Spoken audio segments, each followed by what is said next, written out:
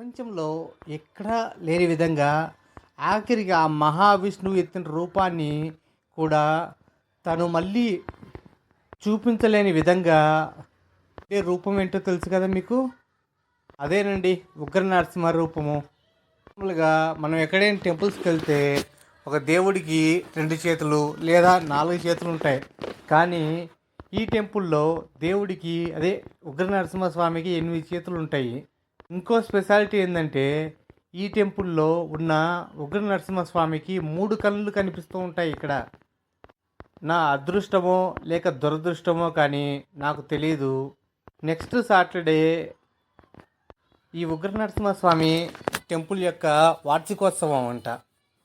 అయితే నేను ఈరోజు ఇండిపెండెన్స్ డే కాబట్టి నేను మద్దూర్ టెంపుల్కి వెళ్ళి ఇక్కడ స్వామివారి దర్శనం చేసుకున్నాను. ఈ టెంపుల్ని మీరు చూసినట్లయితే దీని హిస్టరీని తెలుసుకోవాలనుకుంటే ఇది ద్వాపర యుగం టైంలో కట్టిన టెంపుల్ ఇది. అంటే ఉగ్ర నరసింహస్వామి ద్వాపర యుగం నుండి ఇక్కడ వెలిసి ఉన్నాడు అని దాని అర్థం. ఈ ప్లేస్కి ఒక విశిష్టత ఏంటంటే ద్వాపర యుగంలో అర్జునుడు శ్రీకృష్ణుని ఇలా అడుగుతాడంట. అదేంటంటే, ఓ పార్థ, మీ యొక్క ఉగ్ర రూపాన్ని నేను చూడాలనుకుంటున్నాను అని. అంటే నరసింహస్వామి అవతారం ఎత్తారు కదా మీరు, ఆ ఉగ్ర రూపాన్ని నేను చూడాలి అనుకుంటున్నాను, నాకు చూపించగలరా అని అడుగుతాడంట. అప్పుడు శ్రీకృష్ణుడు అర్జునుడితో ఇలా చెప్తాడంట, ఆ ఉగ్ర రూపాన్ని నేను నీకు చూపించడం కుదరదు, వీలు కాదు.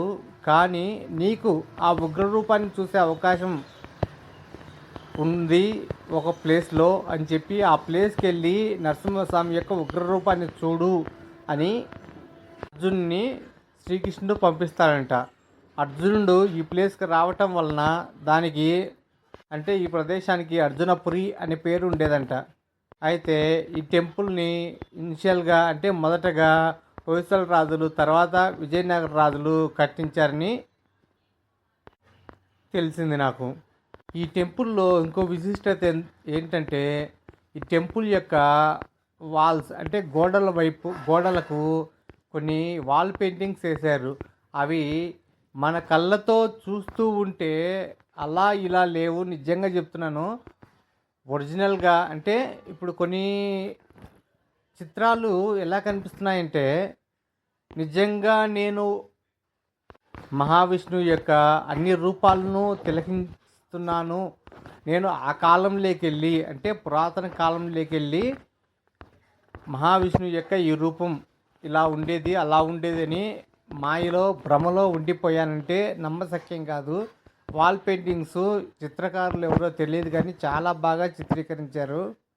ఈ టెంపుల్ ఉగ్ర నరసింహస్వామి టెంపుల్ గురించి నాకు ఎలా తెలిసిందంటే నేను గూగుల్లో సెర్చ్ చేశాను.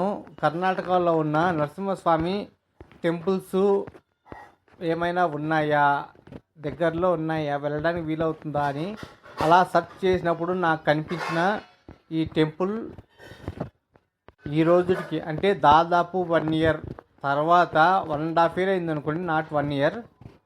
ఈ టెంపుల్ని చూసి ఈ టెంపుల్ యొక్క వాతావరణాన్ని ఇక్కడున్న రిలీజియస్ గొప్పతనాన్ని తెలుసుకున్నాను. ఈ అవకాశం నాకు కల్పించినందుకు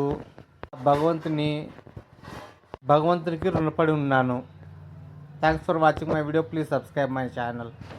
ప్రపంచంలో ఎక్కడా లేని విధంగా ఆఖరికి ఆ మహావిష్ణువు ఎత్తిన రూపాన్ని కూడా తను మళ్ళీ